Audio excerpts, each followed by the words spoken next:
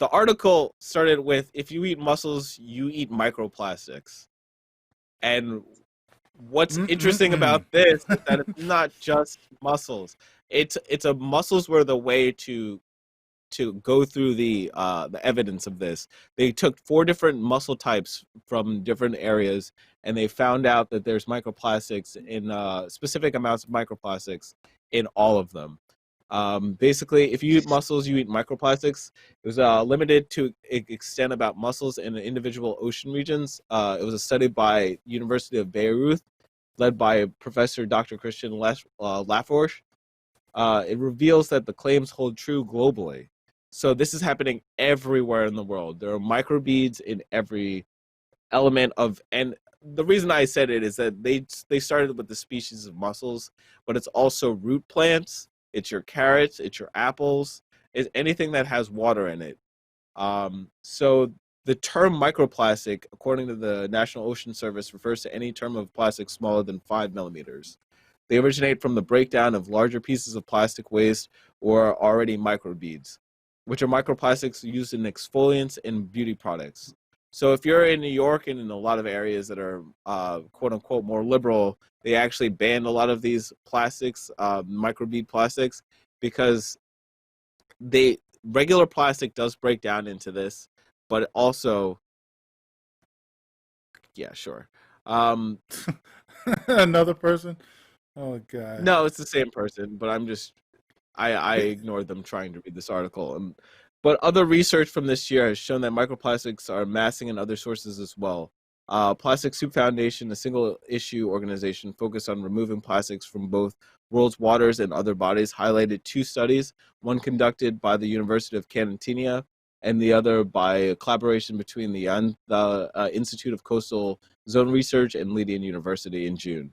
Both studies suggest that fruits and vegetables may contain microplastics by absorbing contaminated water through the roots. So I just wanted to make sure that we have an environmental discussion, because we don't have a discussion about that at all. It seems like it's mostly been COVID and politics recently. So I just wanted to make sure that we talk about how I have to even change the way I eat. I love all of this stuff. I love fish.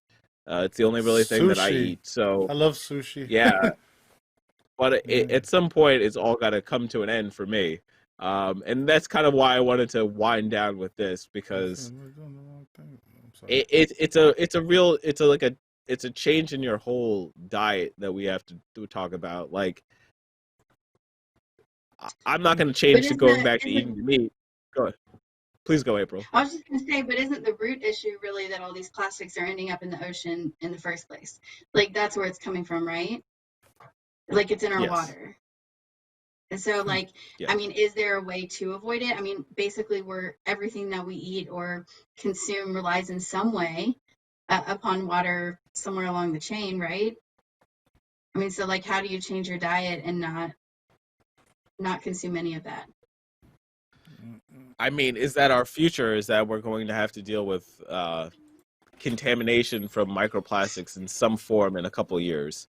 Like, where we start getting to a point where everybody's consuming it at such a rate that it actually has some negative. We don't know. We actually don't know how it affects us. Like, it's one of those things that I think time will only You want a tell. tablet? Correct?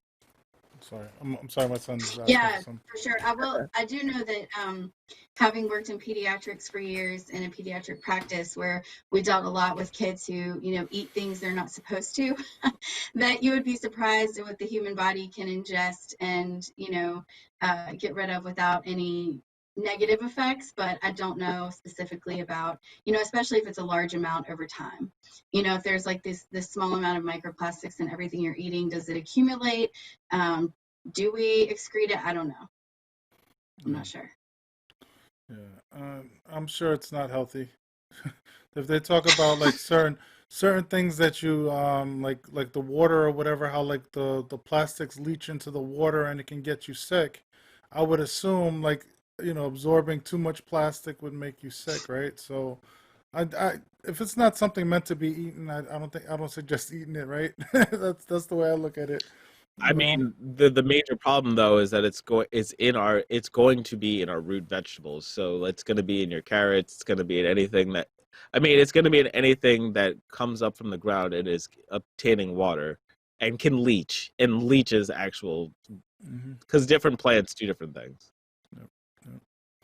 Yeah, it's pretty nasty, man. And it's like I blame a lot of that due to the lack of regulations that a lot of countries have or whatever. They don't regulate what they're doing with this stuff, especially now with Trump and everything.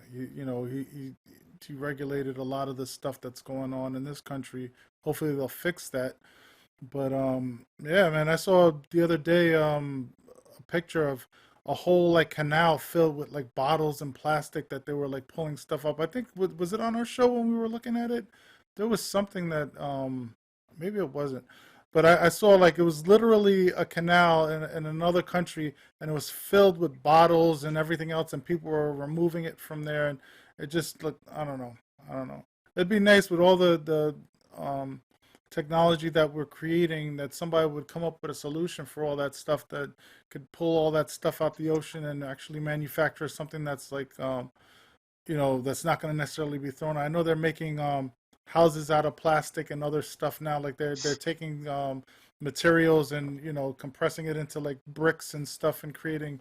I don't know if they're low cost or whatever, but they're using it for other things. But even that, the process of the melting the plastic is a pollutant. You know what I mean? It creates fumes and other stuff. So yeah. Well, and just to circle back to COVID, just for fun, I will say I think one of the side effects of the pandemic has been that we have increased our use of disposable single-use plastics for gatherings, right? They're saying don't share utensils. In schools, they're saying kids shouldn't be sharing supplies. So I think we will find at some point too that the pandemic has had an impact on our consumption of plastic and disposable materials. I didn't even think of it that way, but you're 100% right? Like all the water bottles that we have here, like between that and the fact that Newark's water has been tainted for so long that people had to start drinking water bottles and all that other stuff. You think about that plus the pandemic plus just people not trusting things and they'd rather, I'll go grab a bottle of this instead of, getting some tap water or whatever it is. It's a lot. It's a lot, just the human race is wasteful. Look at like even in movies, the type of destruction that they do to vehicles and everything else. All that stuff's got to be disposed of, right? Like they blow up a car in a movie. There's plastics and metals and all that stuff. And like I think to myself, I'm like, wow, man, we really create like a huge carbon footprint in this world, man. Like the entertainment industry is a minefield of waste. COVID actually might have a positive effect on that in some ways, but it also will have a negative effect because, for instance, catering used to be you get a la carte kind of ability to take things. So there was a little bit less waste happening per person, but now everything has to be wrapped up and given to groups of people. So if you're on if you're on a larger set, that's a problem. If you go somewhere like what you just said, you have more utensils, you have all this other stuff that you just get now when you're getting takeout food. So yeah, believe me, we waste so much. Like for me, one thing was water.